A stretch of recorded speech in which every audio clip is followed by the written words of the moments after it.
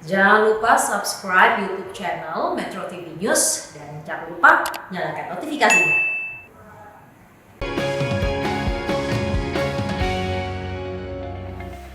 Informasi gembira hadir dari Indonesia, pasalnya UNESCO menetapkan 3 cagar biosfer baru. Indonesia dalam sidang ke-32 International Coordinating Council Man and the Biosphere secara daring. Acara yang berlangsung pada tanggal 27-28 Oktober 2020 di Paris, Prancis menetapkan cagar biosfer Bunaken Tangkoko Minahasa, cagar biosfer Karimun Jawa, Jepara Muria, dan cagar biosfer Merapi Merbabu Menoreh. Luas ketiga cagar biosfer ini mencapai total 2,2 juta hektar. Sidang ini menetapkan sejumlah 24 proposal cagar biosfer, termasuk cagar biosfer Indonesia. Secara keseluruhan terdapat 714 UNESCO Biosphere Reserve yang tersebar di 129 negara. Konsep cagar biosfer telah digagas oleh UNESCO sejak tahun 1971, yaitu suatu kawasan yang ditujukan untuk mengharmonisasikan antara kebutuhan konservasi keanekaragaman hayati, sosial ekonomi yang berkelanjutan, dan dukungan logistik yang cukup di mana kawasan konservasi merupakan core areanya.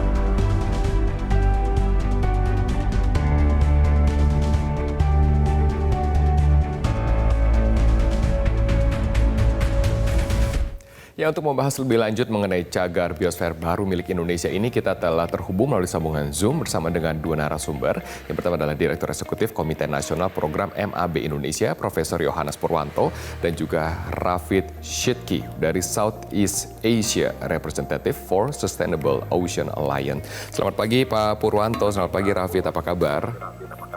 Selamat pagi dan selamat pagi pemirsa. Ya, terima kasih Pak Pur dan juga Raffi telah bergabung bersama dengan saya. Saya akan ke Pak Pur dulu. Pak Pur, ini adalah sebenarnya kerja keras ya, luar biasa. Setiap tahun atau setidaknya 2 tahun terakhir, Indonesia kemudian ditetapkan salah satunya mempunyai cagar biosfer yang terus bertambah. Dengan penambahan ini berarti total 19 cagar biosfer di seluruh Indonesia. Saya ingin mengetahui kerja keras yang dilakukan oleh teman-teman dari MAB, bekerjasama dengan LIPI, pemerintah pusat, pemerintah provinsi, dan juga pemerintah kabupaten dan kota, sehingga akhirnya ditetapkan kembali 3 cagar biosfer baru. Baik, terima kasih. Selamat pagi semua pemirsa Metro TV. Jadi ini adalah kerja bersama. Jadi Komite Nasional Program MAB ini memang focal poinnya ada di LIPI, tetapi ini didukung oleh Kementerian Lingkungan Hidup dan Kehutanan, kemudian oleh pemerintah daerah, dan juga para ahli expert. Dan penetapan cagar biosfer kita ini tidak hanya menambah, tetapi juga kualitasnya. Jadi kita juga ada program pengembangan cagar biosfer selain membangun, dan itu memang kawasan ini adalah wahana untuk pembangunan berkelanjutan. Jadi tadi sudah disebutkan ada misinya adalah konservasi keanekaragaman hayati dan budaya masyarakat, kemudian fungsi pembangunan ekonomi berkelanjutan, dan ini adalah logistik support untuk penelitian, untuk peningkatan sumber daya manusia, monitoring, dan lain sebagainya. Nah, diharapkan dengan untuk usaha ketiga ini, diharapkan kawasan ini akan menjadi kawasan untuk pembangunan berkelanjutan. Oleh karena itu, di dalam mengelolanya, maka kawasan ini ada 3 zona, Mas. Jadi ada sistem zonasi cagar biosfer. Yang pertama adalah area inti, yaitu area inti ini adalah kawasan konservasi. Nah, ini kewenangannya ada di Kementerian Lingkungan Hidup dan Kehutanan. Kemudian ada zona penyangga, itu kawasan di sekitarnya. Dan kemudian ada kawasan berikutnya area transisi. Nah, kawasan zona penyangga dan transisi ini adalah sebagai kawasan wahana untuk pembangunan berkelanjutan. Dan di sini peran Pemda sangat besar dan para pihak tentu saja. Dari perguruan tinggi maupun dari universitas dan NGO dan sebagainya. Ya. Betul. Pak Pur, apa yang kemudian membuat 3 area ini yang dipilih oleh UNESCO? Apakah banyak area yang diajukan, tetapi 3 area ini memenuhi persyaratan? Sebetulnya hampir seluruh kawasan konservasi dan sekitarnya di Indonesia. Jadi kalau Indonesia mempunyai 54 taman nasional dan sekitarnya, itu layak untuk diajukan menjadi kawasan cagar biosfer. Nah, yang kita mampu, tahun lalu kita hanya mampu untuk menominasikan 3 cagar biosfer. Jadi memang sebuah kawasan cagar biosfer itu memiliki syarat utama. Yang pertama adalah memiliki kekayaan keanekaragaman hayati dan budaya, dan juga mewakili tipe-tipe ekosistem di kawasan tersebut. Kemudian kawasan itu layak untuk menjadi kawasan pembangunan berkelanjutan, dan juga kawasan itu bisa dibuat sistem zonasi tadi, dan juga pengelolaan multi pihak. Jadi peran para pihak ada di situ, seperti itu. Dan masih banyak lagi syarat terutama. Nah, kawasan kita banyak sekali untuk bisa diajukan menjadi kawasan cagar biosfer sebagai wahana pembangunan berkelanjutan. Jadi bukan karena ada masalah dan ada tidak layak atau tidak, tetapi kita adalah kemampuan untuk menominasikan. Karena di dalam menominasi satu cagar biosfer ini perlu 2-3 tahun untuk persiapan. Karena kita harus mengetahui betul potensinya, kemudian mengetahui betul apa yang ada di kawasan itu untuk kita tingkatkan untuk potensi dan 3 tujuan tadi. Oke, baik. Rafid, sebagai kamu kemudian salah satu ketua dari anak-anak muda yang begitu concern terhadap pelestarian lingkungan, terutama laut, bagaimana kamu melihat informasi ini? Ya, selamat pagi, salam dari Alor ya, Pulau Alor di Nusa Tenggara Timur.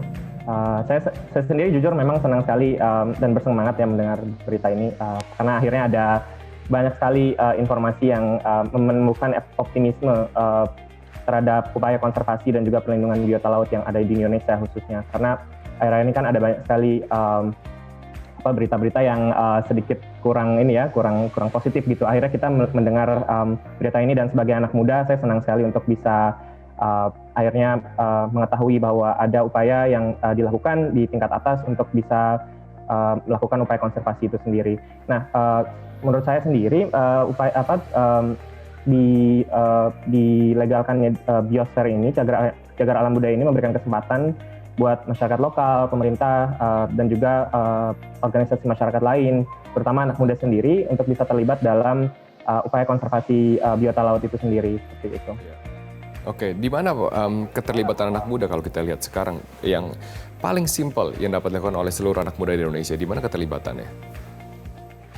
Ya, sebenarnya banyak banget, Kak. Jadi saya sebagai salah satu representatif di wilayah Asia Tenggara untuk Sustainable Ocean Alliance sendiri, Indonesia ini merupakan salah satu network terbesar di SOE. Jadi SOE merupakan badan jejaring begitu ya di seluruh dunia. Saat ini ada 96 negara totalnya, dan Indonesia menjadi salah satu network terbesar. Jadi banyak sekali proyek-proyek kecil yang dibangun oleh anak-anak muda di Indonesia. Contohnya ada di kawasan Pulau Seribu, lalu di Karimun Jawa juga ada, lalu di Papua juga ada. Jadi anak-anak muda ini memang membuat proyek-proyek kecil yang bersifat kolaboratif, Kak. Jadi bisa sharing informasi dan juga bisa membangun kegiatan seperti pendidikan, riset, dan juga kegiatan monitoring untuk memantau kesehatan ekosistem yang ada di sekitar kawasan laut Indonesia secara khusus, seperti itu. Oke, bagaimana kemudian sinerginya terhadap program-program kamu yang memang banyak fokusnya di wilayah kelautan seperti itu dengan cagar biosfer atau wilayah konservasi yang menjadi core dari cagar biosfer di Indonesia? Sekarang totalnya sudah 19 yang ditetapkan oleh UNESCO.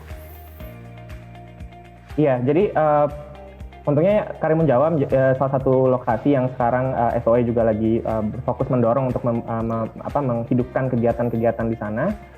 Itu menjadi salah satu cagar alam biosfer.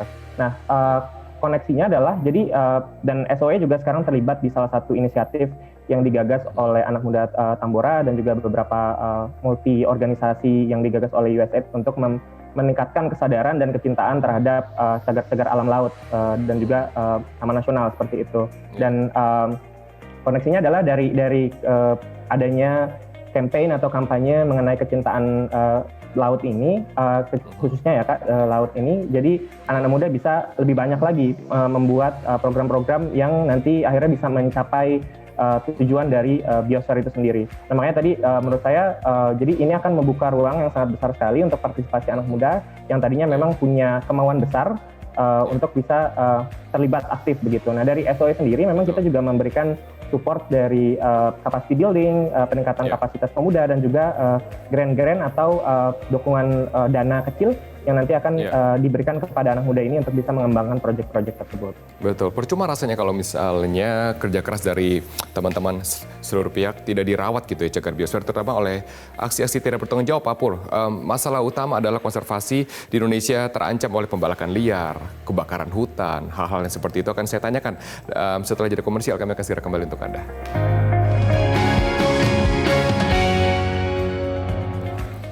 Ya, masih bersama dengan saya Pak Pur. Salah satu ancaman atau salah dua mungkin ancaman dari wilayah konservasi cagar biosfer yang sudah dirawat dan juga diajukan ke dalam UNESCO di Indonesia adalah pembalakan liar. Juga bahaya dari kebakaran hutan.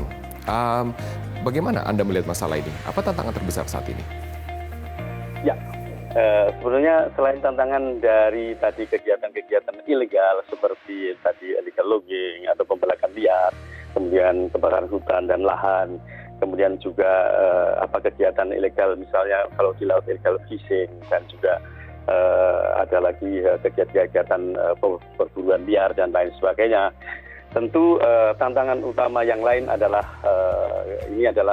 pengelolaan multi pihak. Jadi antara pengelola kawasan konservasi, ada pemerintah daerah, ada dan ini koordinasi ini menjadi sangat penting.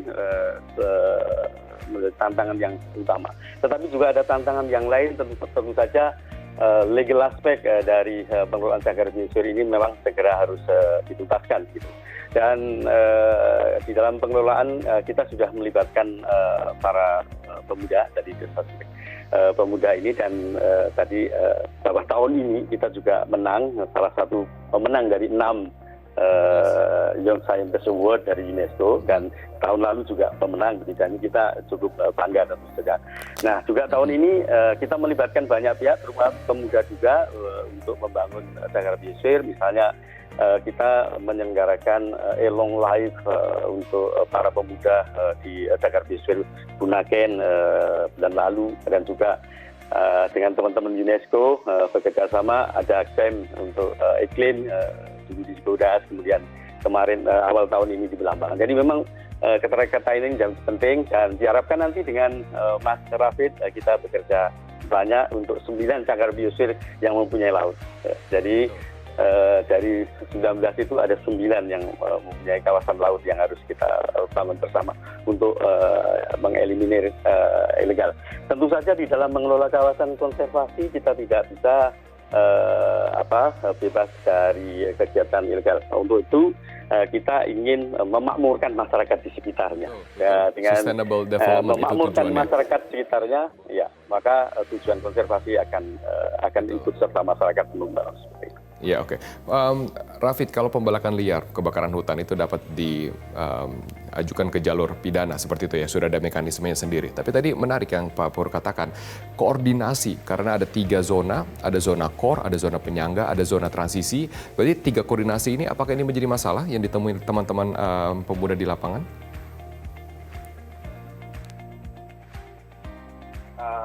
Beberapa lokasi yang aku kebetulan aktif sendiri kan memang ketika sudah dijadikan zona konservasi, tapi masih ada juga kegiatan ilegal seperti penggunaan bom, lalu menggunakan mengambil hewan-hewan laut yang statusnya sekarang sudah terancam punah kayak gitu. Jadi memang masih banyak sekali aktivitas tersebut. Cuman di sisi lain juga ada beberapa ada beberapa tantangan, terutama memang karena banyak masyarakat yang memang masih bergantung dari sana hidupnya gitu.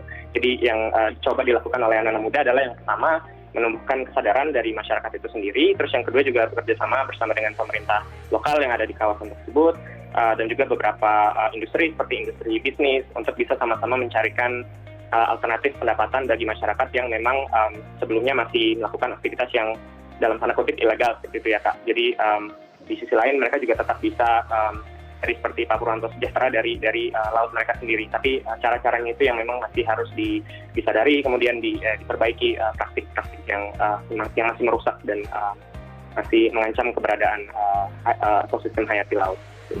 Iya, Raffi, berikan contoh kasus ya atau study case dari apa yang telah teman berhasil lakukan untuk mentransformasi dari kehidupan sosial ekonomi masyarakat agar tidak terlalu bergantung dari sumber daya alam yang harus dilestarikan di wilayah-wilayah tempat mereka tinggal, terutama di wilayah konservasi. Iya, jadi memang ini juga proses yang sedang berjalan, Kak. Jadi sebenarnya mereka masih bergantung begitu. Jadi kalau misalnya di wilayah yang sekarang menjadi korban-korban bom gitu ya, jadi terumbu karangnya rusak. Jadi salah satu alternatifnya adalah memberikan insentif dalam berupa mereka dilibatkan dalam proses restorasi terumbu karang. Kemudian dari situ itu dijadikan sebagai salah satu alternatif aktivitas masyarakat dan juga insentif pendapatan untuk bisa merecover atau memperbaiki ekosistem yang sudah rusak seperti itu. Dan harapannya dari aktivitas ini bisa lebih jangka panjang begitu ketika ekosistemnya sudah pulih kembali, dan tadi ketika aktivitas di dalam kawasan biosfer dan konservasi juga sudah semakin baik, lalu aktivitas tambahan seperti tourism juga sudah baik begitu, jadi masyarakat juga bisa lebih involved lagi atau terlibat dalam kegiatan yang lebih berkelanjutan dari pariwisata. Pelibatan masyarakat itu penting sekali. Percuma sudah ditetapkan, sudah diperjuangkan, tapi kalau kemudian tidak dirawat dan juga tidak mensejahterakan masyarakat yang tinggal di wilayah sekitarnya. Terima kasih. Rafid Shidki, Southeast Asia Representative for Sustainable Ocean Alliance, dan juga terima kasih Profesor Yohanes Purwanto, Direktur Eksekutif Komite Nasional Program MAB Indonesia LIBI. Terima kasih atas segala kerja kerasnya, dan tahun depan akan saya tunggu lagi kabar baik ya, cagar-cagar biosfer baru lagi di Indonesia yang telah ditetapkan oleh UNESCO.